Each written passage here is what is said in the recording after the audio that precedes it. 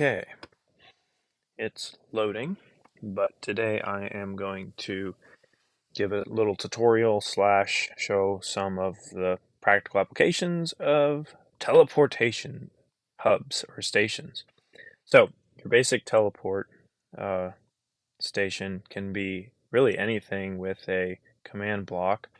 I'll show you the screen. You can pause it to see what it would look like.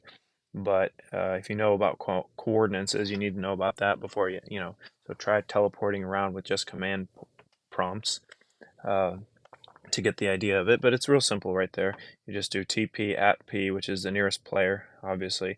I don't think at self works very well for command blocks because the command block is itself. But anyway, but you don't have to use relative coordinates. If you have a place you want to go to, use fixed coordinates. Just put in the actual coordinates of where you want to go. But this is just an example. Also, if you're going to do a lot of them, I recommend you save them to a structure block so that you can just go back to it. Now, you don't have to use a pressure plate. You can use a button that you push. We'll also talk about more complicated ones beyond this. So in this case, you step on the pressure plate, it teleports you to the receiving pad, which is this little block right here. So you're going to have a sending pad and a receiving pad. Now, oops, and look, it's oxidizing. How cool is that? Okay, so it's as simple as that. Once again, if you didn't see it already, I'll show you one more time, and I recommend pausing it if you need to write down how to fill in the coordinates, because we're going to get some more complicated ones. Now, there are some other more complicated types of teleporting. Uh, this one I would have shown third because it's the most complicated that I do, and this is the invisible button.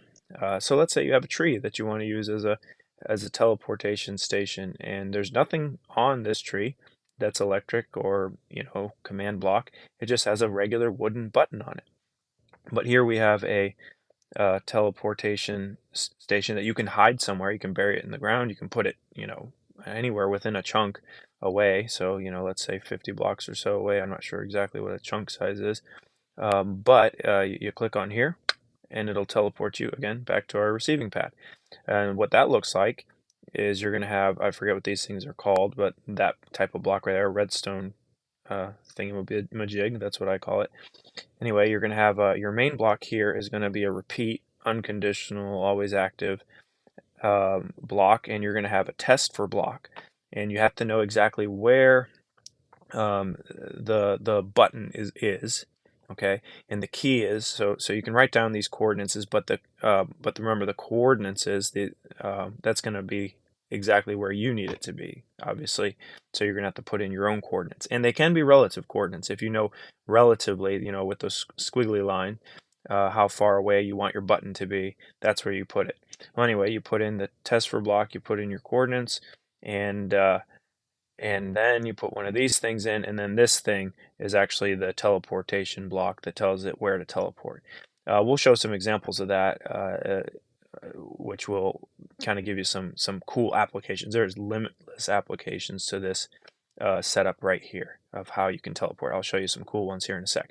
Then the last one, and this is the less complicated, but a little bit more complicated than the regular button or pressure pad one, is a proximity teleportation. This basically means anytime you step within a certain radius, it's going to teleport. And this one, you use the execute command. You can pause it here to write this down, because this can be, you don't have to, you can basically use this as long as you're sending coordinates, that's the last three, that's where it's going to send me.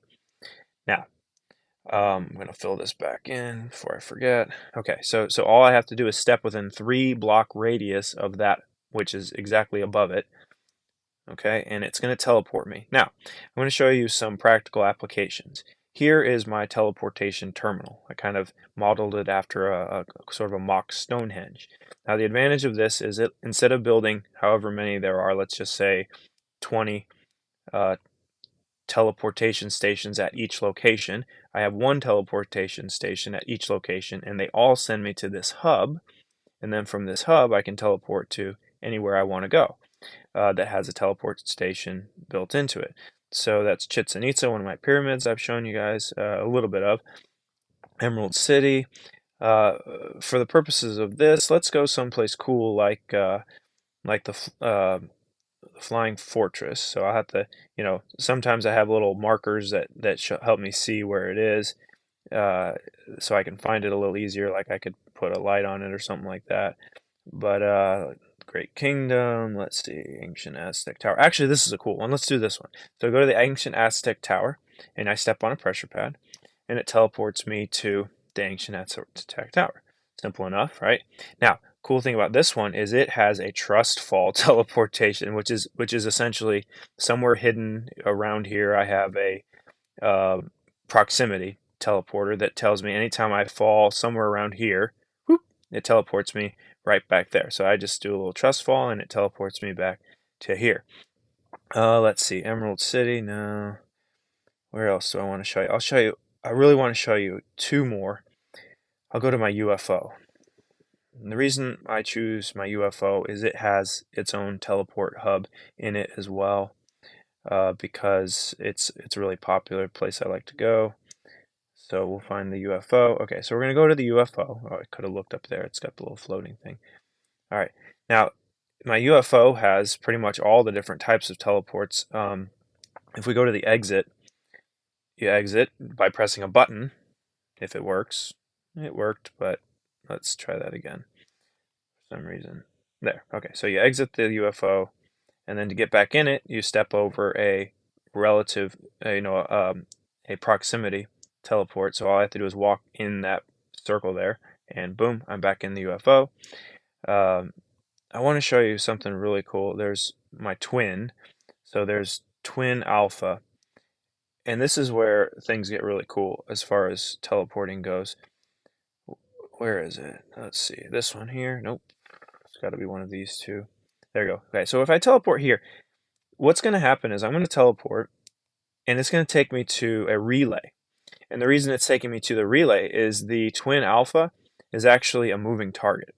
And once it's kind of loading, it shouldn't take that long to load. Normally it's instant. And what I'll show you what I mean by that. This is a moving target because my twin alpha UFO actually does fly.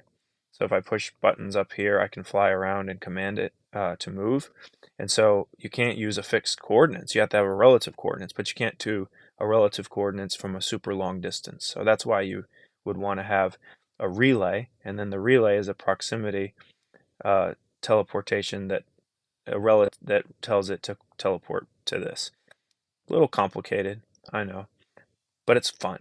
Uh, so I actually went ahead and skipped ahead to show you where this one last thing I want to show you is. This is back in my regular terminal. So I want to show you my other terminal. This one's very different, very complicated. Let me show you. So I teleport here. Now, this has a lot of interesting applications. So I find um, I find the center, which is kind of hard to find because it's all the same, but I find this cube here. Now this teleportation station works like this.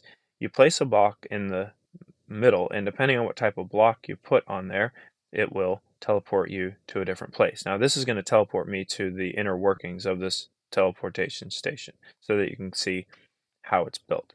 So the way it works is I labeled them. So if I put iron down, it'll take me to my UFO. If I put emerald down, it'll take me to my emerald. If I put bedrock down, it'll take me to my teleportation station. And of course, you saw what happens if you put the sea light, it takes me here. So the way this works is you have a block here that's a test for block. So test for block, whatever type of block you want to use.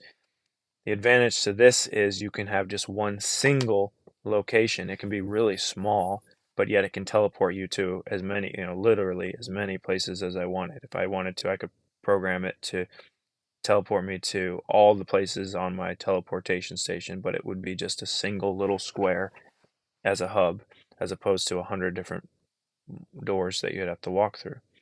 So it's a test for block that tells you what block to look, and then you fill it back with air. That way it's not constantly teleporting you as soon as you come back. So then you want to fill it with air, and then on the delay, you want to have it and see how it's on a, let's see, a delay. Well, I guess the delay is in the air. One, one delay to fill it in air, and then instantly teleport you to wherever you want to take you. So that's how that works. Anyway, hope you enjoyed my complicated but also fun teleportation lesson. So that's it. Have fun. Do do do do do.